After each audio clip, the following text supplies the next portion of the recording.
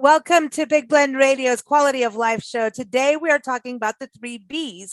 Now, we do love bees. You know what? We'll do anything to save a bee, but we've got to remember that part of the bee is ourselves. So we're going to go soul diving with Joy, back with Author-Shelley-Whizin. She is the founder and CEO of the Soul Diving Institute, and that was created to study and teach the art and science of being human. Anyway, she is also the author of the Healing Journal, The Story of the Magical Baby Grand Piano, and also her latest book, which is awesome and yummy delicious, as she says. It is called What Do You Bring to the Table? A Savory, Sensory, and Inspirational Guide to Living a Yummy, Delicious Life. We're getting to the holiday season.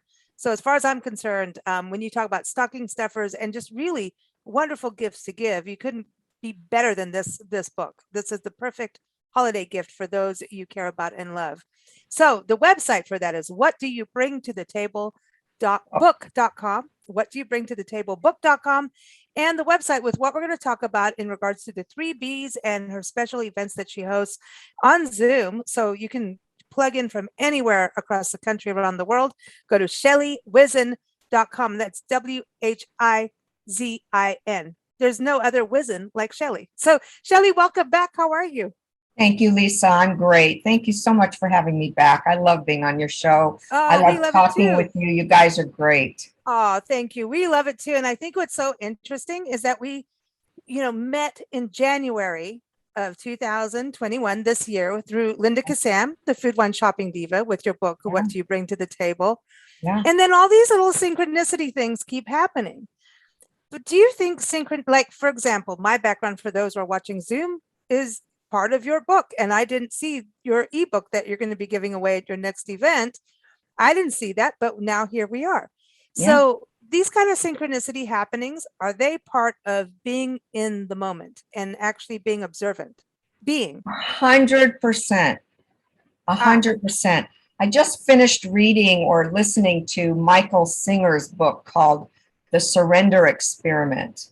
And it's all about being so much in the moment and leaving yourself kind of out of the picture and allowing life to unfold that you're part of. So being in the moment, being human, being any of the ing words allows us to remember that we are living right here, right now, because the ing word is in the present moment. So any word ing means we are doing it, being it, living it. And not overthinking it. But you've got to think and be observant your processes are still going, right? Of course. Yeah. What's important is to be conscious about your processes. Because when we're not conscious of our processes or our thinking, then we become a victim of anything that happens to us, or we think it's to us. But when we shift our perspective a little bit, things actually happen for us. So let's go back to what do you bring to the table? Okay. If you're cooking, yeah, right, and you're not really cooking, you're just, let's heat this up, get it out so we can, eat, because we have to eat. Yeah. And then you just wolf it down. Yeah. You're eating, but you're not consciously eating. You're right. Stuffing or, right. So you're doing that. And at that point, that's when you could reach for a second piece of pizza when you don't really need the second piece of pizza, though I want it. Yeah. I do want the pizza. But you know what I mean? So if we're not conscious, then that's how, like you're talking about being a victim of circumstance, right? Yeah. Will come from not being conscious. So we can have the piece of pizza, but the second one, did we notice about the taste, the flavor? I mean, I wonder if when we do that, are we actually going by memory? How are we knowing we want the second piece of pizza? It's weird. It's habit. Yeah. It's kind of like, this is the exercise. Here, we get our exercise, we do this. And it's habit. Yeah. And when we're unconscious of what we are doing, then we reach for that second piece. Because if we're conscious of our health or conscious of how we eat, And then we won't reach for the second piece of pizza. We'll go, oh, that was satisfying enough. But sometimes we are dissatisfied with something and we want to fill it up, and we think it's with a piece of pizza, but it may be we need to fill something else up in our life that we're not being conscious of. So when we go unconscious, we do lots of things unconsciously, and we're not treating ourselves as kindly as we could, or we're not speaking to other people as kindly as we could. We're not really being conscious of who is the person doing whatever we're doing or being.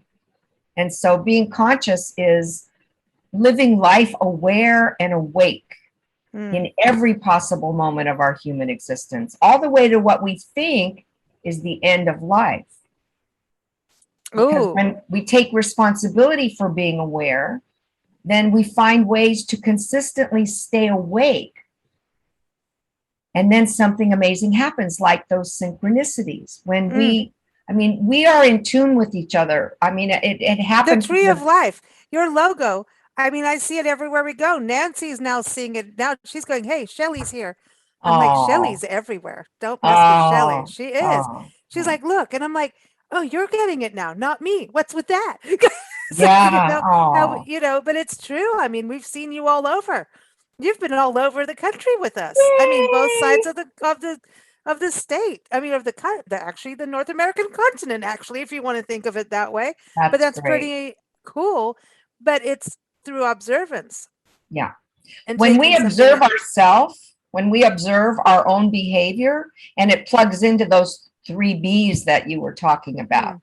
And it's not the bees that buzz around, but those could be the bees that buzz around too, because when we're conscious of the bees, then they pollinate the flowers, and they create and help and help nature. And so when we're even conscious of a bee, why not be conscious of a bee and let the bee be, instead of, oh, there's a bee, let's kill it, it's gonna sting it. So when we become the observer to our own behavior, then we kind of put a check on how are we behaving. But when we're not conscious, sometimes we just go by knee-jerk reactions.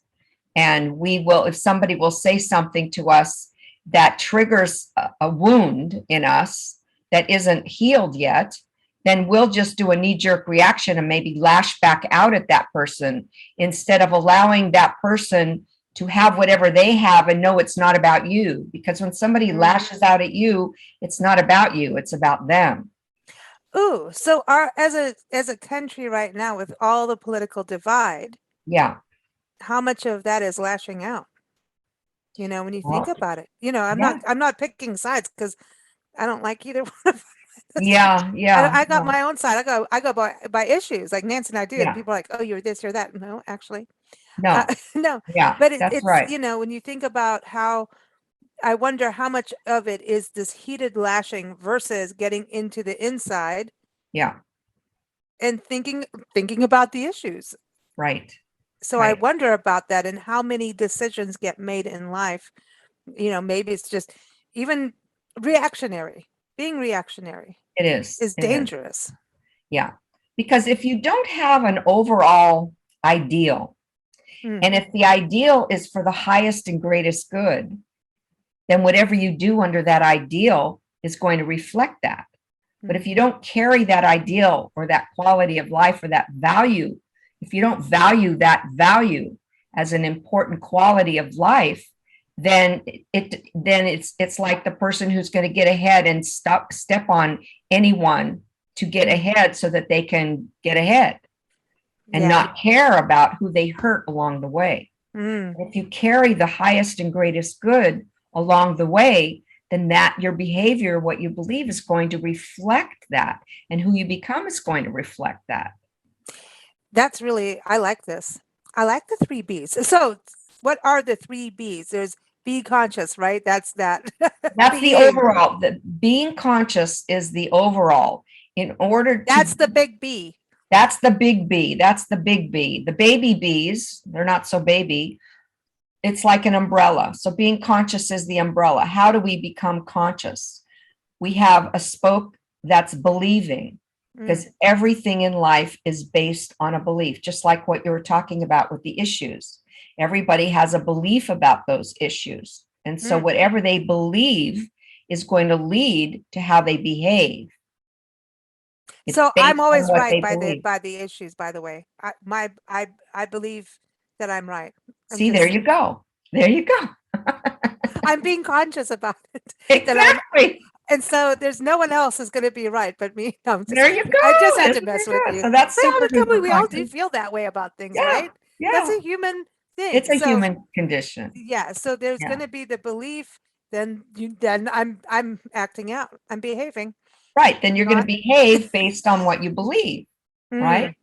And then who you become, which is the third B, is based on how you behave. So that's the thread on each one of those B's. So when you behave and then you become, Yeah. this is part of that, sometimes having to unlearn things from the Yes. past. Yes. Yes. It's actually mastering your past. Mastering your past. Because so many times, and I'm going to give you a visual, if this is the future, right? Yeah. And this is the past, and we're walking into our future like this. Oh, I don't like that. You can't What go are we backwards. focusing on? We're focusing on the past. How can we walk into our future consciously if we're focusing on our past and we bring the past with us into the present? So everything we are today is a reflection of our past. If we're carrying limited beliefs with us from our past that make us feel bad or they make us feel inadequate, sometimes we will overreact and overcompensate for the lack of feeling okay.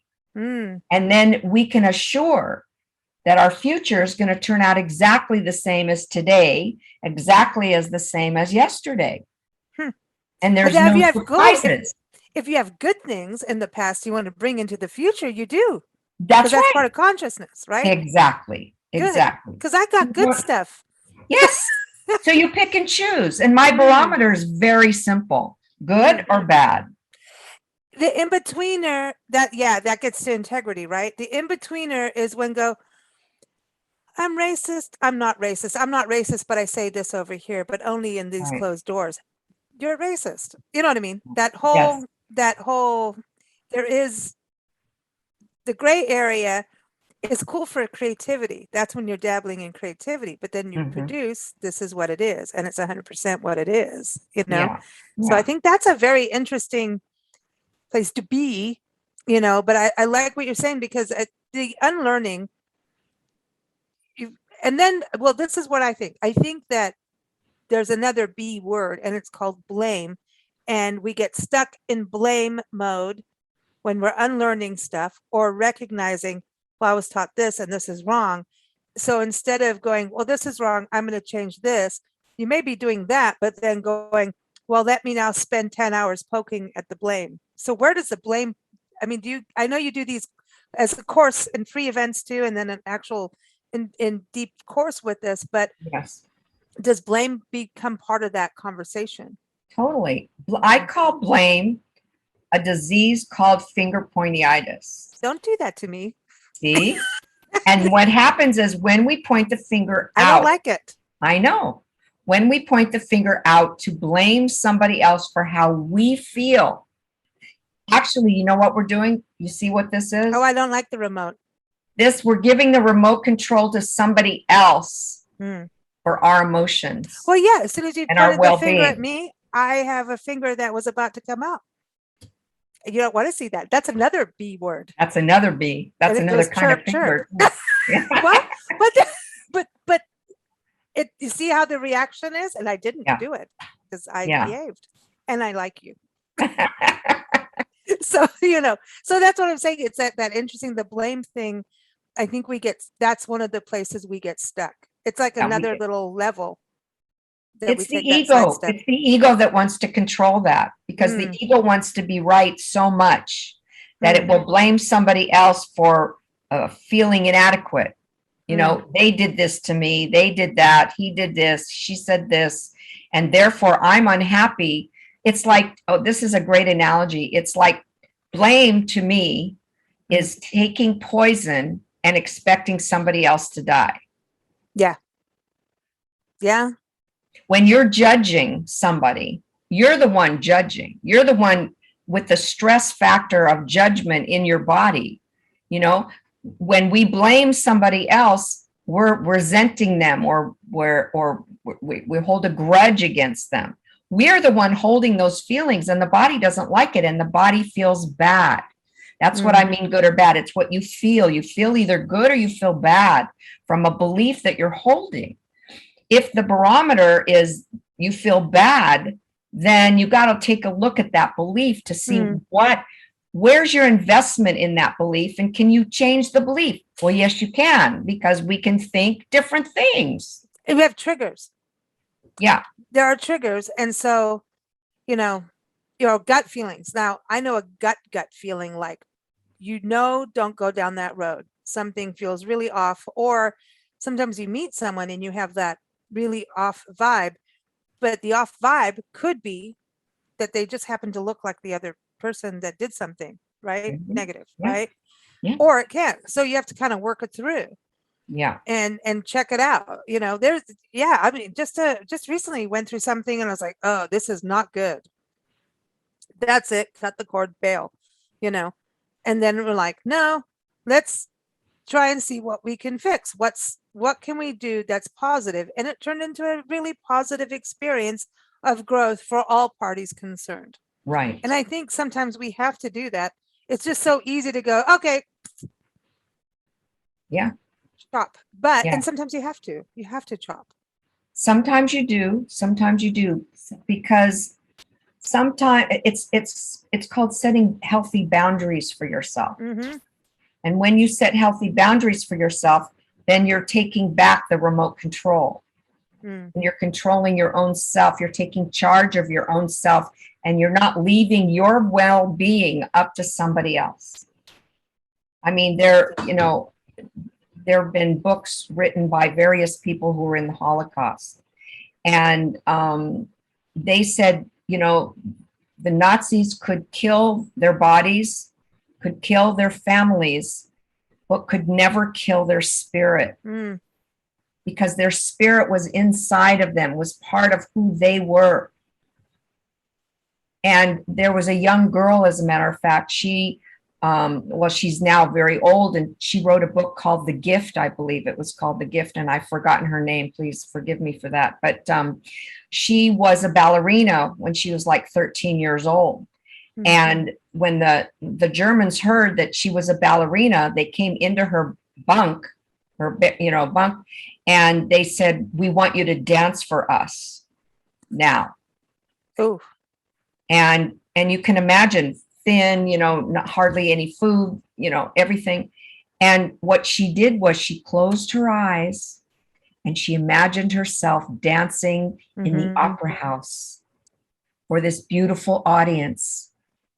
And so she kept her integrity of who she was as a human being. And she became conscious of that she could control the way in which she handled the situation. It's not the situation itself, it's how do we handle the situation. It's never the issue that's the issue. It's how we handle the issue that's the issue. And you can't do that without being conscious of it. That's right. Yeah. And I like the consciousness is a saving grace. It really is. Yeah. I mean, it's like, if you're going to go have your morning coffee outside with the birds, are you going to be on your phone? Maybe you've got your moments of doing phone, because we all kind of do that. Or are you going to actually just tune into the birds? Right. And hear them? Right. It's a tune in and hear them. It's really cool. We have these things in life where we are in control. There's going to be things that happen that make you go, uh-oh, I can't control this car on the highway, but how are you going to react? Like you're saying, how are you going to handle it? Like I say I defensive drive across the country, because there's also people have forgotten how to drive recently. Yeah. I'm just going to say, you ought to know you're on the road a lot. Yeah. And you're always aware. And so Yes. exhaustion doesn't come from doing the driving. It's from being conscious as a driver is where it gets exhausting. So you have to have self-care. Like even being on the road, we've learned, Yeah. okay, go rest here for a couple hours. You can get back on the road again. Yeah. Stop, make sure, don't get to that drowsy point. Don't Right. overbook yourself, as Right. Nancy will keep saying to me. Remember this, don't overbook. Don't, because then you'll start eating sugary treats that you shouldn't have in the car, and then you fall Yeah. down again, so Yeah. it's not so we can put ourselves in cycles or step out. Yeah, that's right. So these are the 3 B's, and you had this event in August. We were on Yeah. a farm in the middle of nowhere and we wanted Right. to attend. So you have one coming up October 8th. Yeah. The 3 B's, and everyone's soul diving. You're going to go soul diving. I'm in the Yeah. water with fish. We could have put Yeah. bees in there now. Now I want to put bees. Oh, see, there you go. Yeah, now I'm into like, let's put Those bees look in there. like little bees They behind you. They do, look like because you bee got fish. stripes. I know. It's like, Yeah. but they're pollinating the coral. That's right. There you That's go. it. There we are. But yeah, tell everybody about this event, because I know you're doing a series of them. What was the August one like? Tell us what the event is like to go to. Well, the event, we're doing a 4-week event starting November. What was the date? Okay. November 5th, I think, or something. I've got like it that. somewhere here. We'll You get there. do? Yeah. I know, I've forgotten myself. And it's a 4-week program where each week we'll dive into one of those B's. And I have found it being so helpful to people. People have said to me that it was the quickest way for them to really understand what's driving them. And to be conscious of their behavior. So that's why I spread it over a 4-week period of time, so that you have time to practice some of the exercises during the week, so that you can be conscious of how are you applying what it is that we're talking about, and how does it affect you. And the first week we'll dive into the whole concept of believing, and what are the limited beliefs that you grew up with, and where do they come from? Are they your parents? Are they your teachers? Are they your peers? Whose beliefs are they? Many times we inherit beliefs from our parents that we're not conscious of, and we think because we're children that they're just telling us the truth, whatever the truth is. And it was a truth to the parents. So the parents, exactly. And so if they were passed on, if they picked up beliefs from their parents that made them feel inadequate or not enough, or all of that not enoughness business, then they're going to pass what they believe is true onto their children. And it just keeps going and going and going. Stop the cycle, man. Until you become conscious of that. We want the conscious cycle. That's right. One of the things that I want, that I feel successful, one of the areas in my life that I feel so successful, 100%, is that I broke the chain of abuse. A generational chain of abuse that was passed on from my grandparents. Now, I'm sure it was passed on from their parents to them, to my mother, to me. Wow. And I said, no more. The buck stops here. I will never hit my child. I will never abuse my child. We are breaking the chain, and I did. So when I died, though, that's one of the biggest successes that I have in my life, and I feel so grateful for that.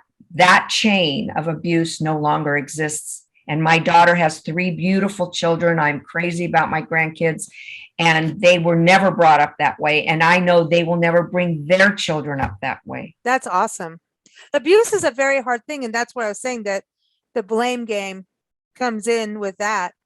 And it's not a game, but if you've been abused, and I think everyone has had some kind of form of abuse happen to them, whether it's at work, whether it's family, it's friends, schoolyard bullying. We've all had something abusive happen somewhere, some way worse than others. But the abuse thing is very difficult because you're angry. Abuse brings anger, right? Now we're in AA, abuse and anger, but it really is, and all kinds of emotions. And abuse does create a different control mechanism of a person where they want to control things, but it often isn't the control of self. It's the control on the outer and other people. That's right. It's a very weird thing, but it's what we do as humans. It's a projection. Mm. We project it out instead of taking a look. That's when I say, fess up if you mess up. Because when you God, own it's so it, much easier. it's so much. It may not feel good in the moment that you have egg all over your face and it's crusty and it feels yucky and you're doing something that's not nice or not kind. But when you actually admit it and look at it and see where the root of that comes from, then you can heal it.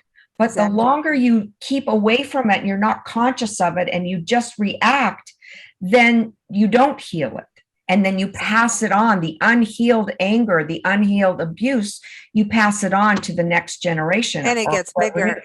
And it'll come out in a different way.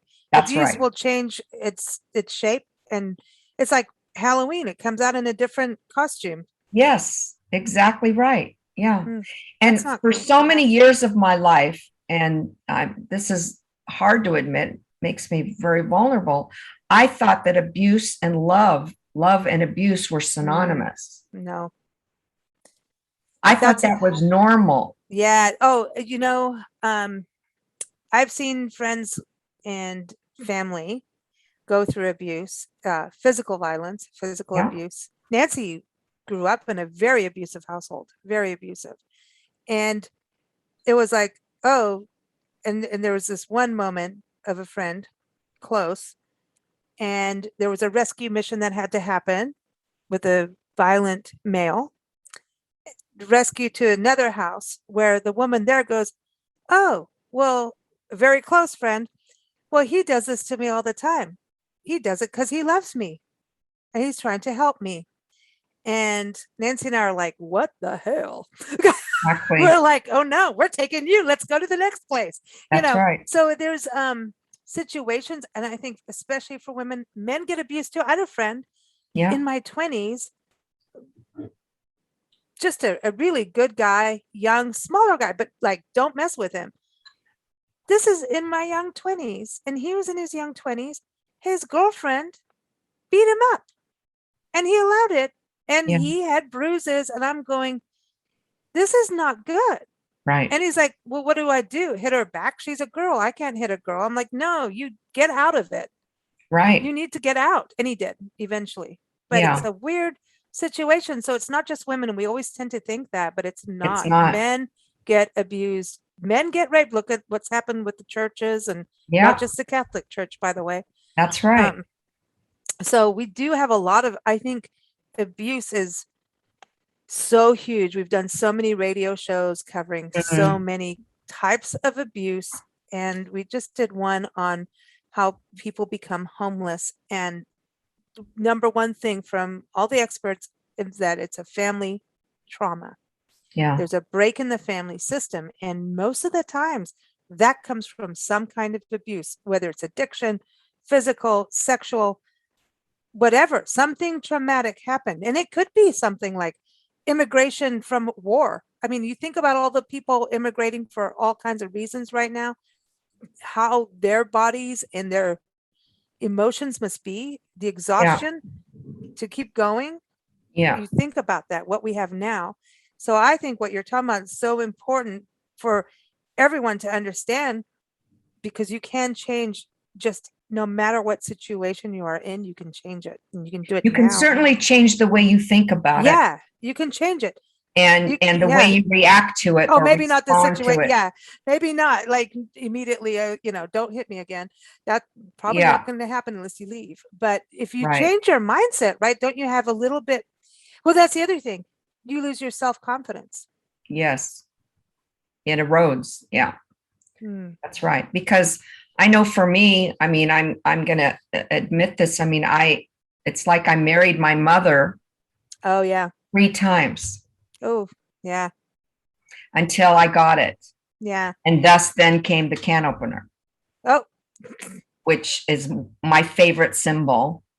And the symbol is that I promised myself and I swore I would never be somebody's can opener again, which means I will never pry someone's heart open if they don't want it open. Mm, And that's a huge deal. this was my freedom. Mm, When I realized this and I saw the can opener as my symbol, this is my freedom. And I knew I would never, ever in my entire life, ever have another abusive relationship, ever. mm, And I good. just, again, that's another success. But it's interesting that you found like, okay, this is my symbol. You hold on to that. Everyone's going to find something for them That's to right. keep them on that path. And it's That's right. actually really good to have because Yeah. we do forget. Yeah. We do, you know. Yeah. Look, life takes us in Yeah. squirrely places, you know. Right. That's why I wrote 365 daily wisdoms, which I use WHIZDOM. And they're to remind us and remind myself that I remember that to appreciate everything. I remember that I am awesome. I remember we have to remind ourselves, we have to find tools and ways of reminding ourselves on how to do certain things and how to think a certain way. Because when we don't, we go unconscious. It's so easy to go unconscious because 95% of us is unconscious. Only 5% is conscious. Oh man, here we go. It's that brain and the soul though. Conscious is both to me. It's not just the brain. It's the soul. That's right. That's right. So being conscious. Yeah. Getting to that place of keeping it going because we all get off path and making it a habit. Any tips for folks to do is there something you need to do every day? Find your own can opener, you know? Yeah. Take a look. What's really important, I think, is to be conscious of, here's an easy one. Be conscious of your language. This is an easy one. No, as soon as you said that, the F word almost came out of my mouth. Oh, that's okay. I use that word too. As soon as you said that, I went.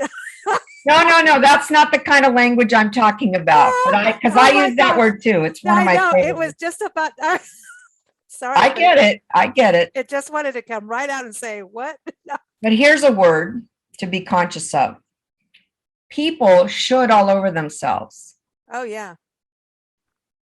And I mean should all over themselves. The word should, I can tell if I'm when a client is talking with me, how long it's going to take to undo the way in which they think by how many shoulds they use in their language. Oh. Should is a setup word. It's a word that makes us feel bad. There is no redeeming quality. To me, the word should is like a mosquito. It has no redeeming quality, maybe in the chain, but we should all over ourselves because it's a setup word. It makes us feel bad about what we're not going to do, but what we should do or what we should have done. And it's demeaning. Even as you're saying that, I'm starting to get smaller, but not in the way I want to be smaller. Exactly. Exactly. You automatically should. You start shrinking down with your head down, and for some reason, start to feel like a child. Yes. Because of the finger. It goes back to the finger. You should eat your food. No. You should do this. You should do that. Yeah. With the finger, finger pointitis and should. That's a lot. It's a lot to take. Man, okay, no fingering. No, no, that didn't sound right. No fingers. You can say the F word if you want, but no shoulds. Okay. Yeah. So that's a word that's easy to capture. Yeah. I mean, it's easy to pick out because when you catch yourself doing it, it's like have a butterfly net with all these words that you use that make you feel bad. Another word is worry. Now, worry. One of my favorite definitions of worry is a prayer for something bad to happen. Yeah. It's like the poison that you take expecting somebody else to die.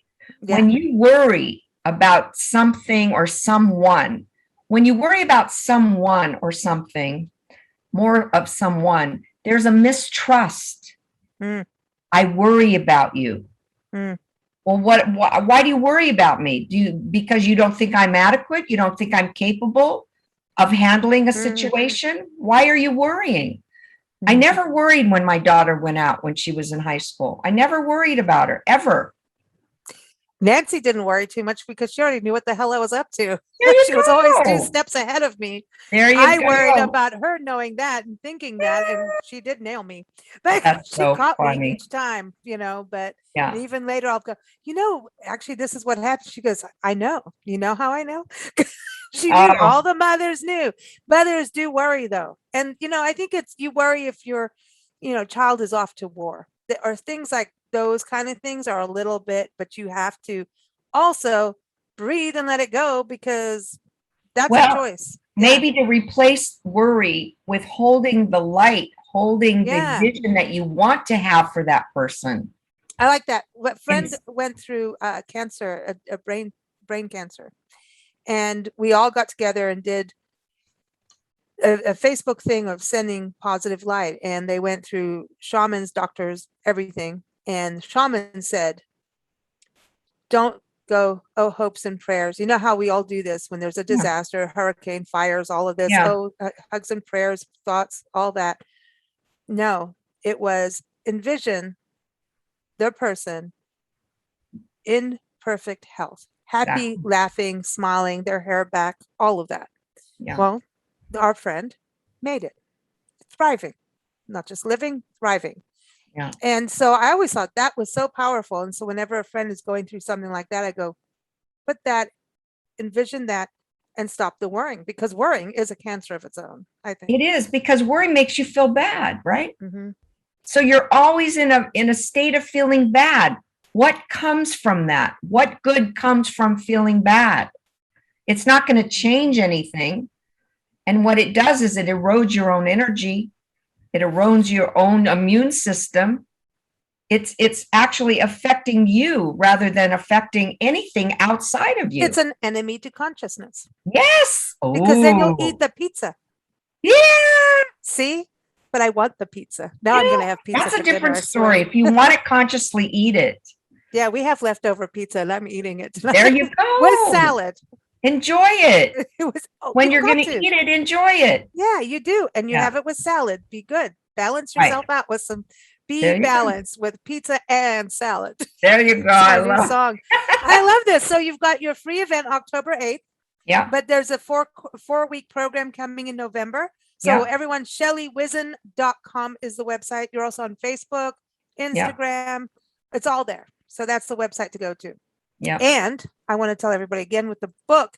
Okay, you got to go to whatdoyoubringtothetablebook.com. So again, I think your book is perfect for the holidays. You know what? You're right. It's really great because it's filled with life lessons and it's filled with recipes. 5 of them I've named after my family, and they're, family favorite recipes. And there's one of the meditations in there. It reminds me of what you were talking about just sitting there and looking at the birds. There's just a couple minute meditations in each chapter to get you in a mindset. So when you go in to cook, you're conscious of what you're doing and you feel happy about what you're doing. You're just kind of let go of the day, all the rushing around and everything else. Take a moment, kind of center yourself. One of the meditations is just looking out the window and looking at nature and just standing there for a moment, just to look at the birds flying or the trees. I'm there. And then go into the kitchen to cook. You don't have to rush from one experience to the other without taking a pause on the in-between. Yeah. In-between space, I think it's important too, because in the holiday season, the cooking thing can become this really crazy thing, and we're getting together more as families now over this holiday season, but things are up and down with COVID. It really is an up-down experience, Yeah. So last year people were having smaller turkeys and eating over Zoom together, but I believe this year we've got to calm down. And I'm just writing that down. That was a good one. Oh, she's on the mode. That was good. And now the other thing too, so the book is really good for the holidays, but I wanted to say that your 4-week course being over November, I think is brilliant, because holiday gatherings with family and friends, here comes, the cycles again, the Yes. negative cycles, the abusive Yes. cycles. So it gives us a way to also maybe not fight so much, because Mhm. politics ends up at, I'm seeing families divided. I mean, I know I keep talking about the politic thing, but it's a real deal that we have in this country right now. And it's not just this country.